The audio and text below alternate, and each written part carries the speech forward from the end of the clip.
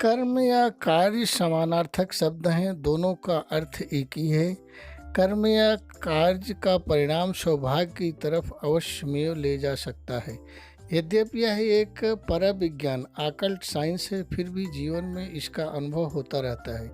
यह कहा जाए तो समय समय पर अनुभव होता है। जानबूझकर इस अनुभव की अवहेलना करने वाले सौभाग्य को स्थिर नहीं रख पाते। इसका कारण सौभाग्य के उदय के समय प्राप्त श्री का दुरुपयोग करने से होता है। यहाँ यह जान लेना आवश्यक है कि पात्रता के अनुसार श्री की प्राप्ति होती है।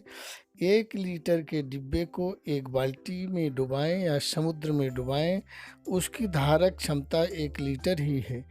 वह 1 लीटर पानी ही निकाल पाएगा। अर्थात सौभाग्य बढ़ाने का सरल उपाय पात्रता बढ़ाना है, अर्थात ज्ञान या योग्यता बढ़ाना भी है। योग्यता या पात्रता की वृद्धि के लिए विद्या प्राप्त करना होगा। कहा गया है, विद्या ददात विनयम विनयात याति पात्रताम पात्रत्वात् धर्माप्नोति धनात् धर्म तथा सुखम। विद्या विनय देती है, विनय अर्थात विनम्रता देती है। विनय आने से पात्रता प्राप्त होती है, पात्रता से धन आता है, धन से धर्म के कार्य होते हैं, जिससे जीवन सुखमय हो जाता है। यहाँ यह स्पष्ट करना आवश्यक है कि विद्या की प्राप्ति अर्थात योग्यता या पात्रता की वृद्धि का संबंध आयु से नहीं है। जो जीवन के जिस क्षेत्र में भी है, उसमें बहुत कुछ सीखने का शेष रह जाता है, क्योंकि निरतिशय ज्ञान तो केवल ईश्वर में है। अर्थात ज्ञान की पराकाष्ठा केवल ईश्वर में है, जो कि सर्वज्ञ है।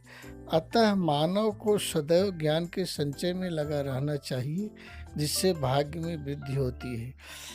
मन शब्द को सभी जानते हैं। इसमें भगवान शंकराचार्य कहते हैं कि जितम जगत केन मनो ही जेन, अर्थात संसार पर विजय किसने प्राप्त की? जिसने मन पर विजय प्राप्त कर ली हो। जो मन विश्व विजय कर सकता है, वह व्यक्ति के जीवन को बहुत ही आसानी से सुखी कर सकता है। विषय को पूरी गंभीरता से समझना होगा। हमारे मन के 2 भाग हैं, प्रथम बाह्य मन, दूसरा अंतर्मन। दोनों के कार्य अलग अलग हैं। बाह्य मन तर्क करता है, अच्छा बुरा समझने का प्रयास करता है। कभी कभी बुद्धि भी इसी के अनुसार चल पड़ती है। यद्यपि मन से ज़्यादा शक्तिशाली बुद्धि होती है। बुद्धि क्या है? इस विषय में कहा जाता है कि ज्ञान को प्रयोग करने की क्षमता को बुद्धि कहते हैं। अर्थात जिसके पास जितनी अधिक बुद्धि होती है, वह अर्जित ज्ञान का उतना अधिक कुशलता से प्रयोग करता है। अंतर्मन तर्क नहीं करता है, उसके भीतर जो सूचनाएं दी जाती हैं, वह उसको पूरा अवश्य करता है। जागृत मन से 9 गुना अधिक शक्तिशाली, जागृत मन से 9 गुना अधिक शक्तिशाली अंतर्मन होता है। अर्थात जागृत मन 10% होता है एवं अंतर्मन 90% होता है। जो सूचना अंतर्मन में स्थिर कर दी जाती है, उसको वह अवश्य पूरा करता है। उसकी सामर्थ्य सीमित है। विकासवाद के सिद्धांत के अनुसार प्रकृति सब समय मानव मस्तिष्क को विकासोन्मुख रखती है। इसी सिद्धांत के अनुसार ही अंतर्गत कार्य करता है। एक उदाहरण से बात पूरी तरह स्पष्ट हो जाएगी। एक व्यक्ति दूसरों की असुविधा की बातें जानकर प्रसन्न होता है। उस व्यक्ति का अंतर्मन उस सूचना को स्थिर करता है कि असुविधा की बातों से इसे प्रसन्नता होती है, अतः यह असुविधा प्रिय है। इसके जीवन में असुविधा होने से यह प्रसन्न होगा। इसका अंतर्मन इसके जीवन में असुविधा कठिनाई ही लाता रहेगा, इसमें कोई संदेह नहीं है। अन्य व्यक्ति दूसरों की उन्नति से प्रसन्न होता है, दूसरों की खुशी में स्वयं खुश रहता है। इनका अंतर्मन इनके जीवन में सदैव खुशी ही लाता रहेगा।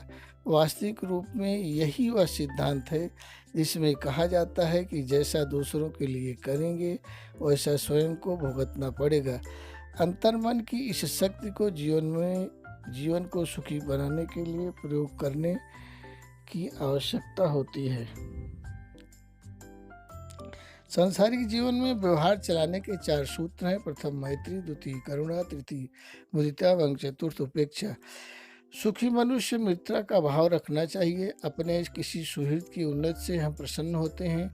इसी तरह अन्य लोगों की उन्नति से भी प्रसन्न होना चाहिए एवं उस व्यक्ति को भी अपना ही मित्र समझना चाहिए। इससे अंतर्मन में उन्नति का भाव स्थिर होता है एवं ईर्ष्या नामक कलुष नष्ट होता है। दुखी मनुष्यों के प्रति करुणा का भाव रखना चाहिए। इससे अंतर्मन में यह भाव स्थिर होता है कि यह परिस्थिति इसको प्रिय नहीं है, अतः ऐसी परिस्थिति से इसे दूर रखने का प्रयास करता है। संत जनों को देखकर प्रसन्नता का अनुभव करना चाहिए। इससे सुंदर संस्कार स्थिर होता है। दुष्ट जनों से सदैव उपेक्षा का भाव रखना चाहिए। इनके विषय में कोई चिंतन या मनन नहीं करना चाहिए। इससे अंतर्मन पर कोई प्रभाव नहीं पड़ता है। वह शक्ति सामर्थ्य हमारे पास ही है जिसका हम समुचित प्रयोग करके जीवन को सुखमय बना सकते हैं। अंतर्मन में इन सूचनाओं को हम अपने कर्म एवं विचारों से स्थिर करने का निरंतर प्रयास करते हैं तो शीघ्र ही हम अपने कर्म के द्वारा सौभाग्य को अवश्य प्राप्त कर लेंगे। इसमें मुख्य भूमिका कर्म के प्रभाव को अंतर्मन में स्थिर करने की है। धन्यवाद। वीडियो को लाइक, सब्सक्राइब एवं कमेंट अवश्य करें।